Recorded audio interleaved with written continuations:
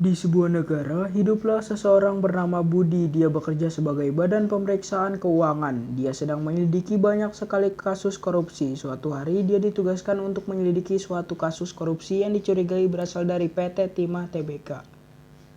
Bosnya berkata, "Budi, kamu ditugaskan untuk menyelidiki korupsi yang dicurigai berasal dari PT Timah. Bayu akan membantu dalam menyelidiki kasus ini." Dengan muka tegang, ia menjawab, "Siap, saya akan menyelidiki kasus tersebut." Keesokan harinya, Budi bertemu Bayu di depan kantornya. Budi menyapa Bayu dengan semangat. "Halo Bayu, PT Timah yang dimaksud ada di mana?"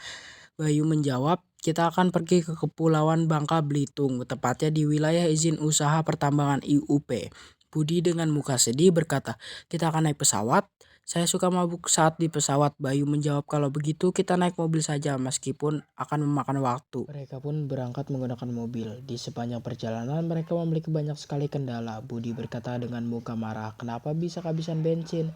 Lalu sekarang mogok di jalan." Bayu membalas, "Kau sendiri tidak bisa naik pesawat." Saat sedang berdebat, datang seorang pengemudi yang baik membantu mereka. Sampai di pulau tersebut, mereka pun langsung menyelidikinya dengan berpura-pura berperan sebagai salah satu pekerja. Saat sedang menanyakan ke salah satu agen yang juga berpura-pura, Budi menemukan salah satu pekerja memasuki ruang aneh.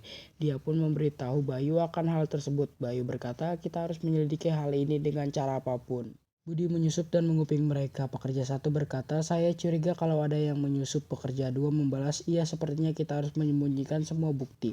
Budi yang terlalu penasaran membuat suara secara tidak sengaja. Pekerja satu, "Siapa itu?" Lalu Budi dikejar. Saat di luar, Budi dikepung 10 pekerja, namun datang bantuan dari polisi yang ditelepon Bayu untuk membantu Budi. Penyelidikan selesai dengan 16 orang terlibat dalam kasus korupsi yang ternyata mencapai 271 triliun.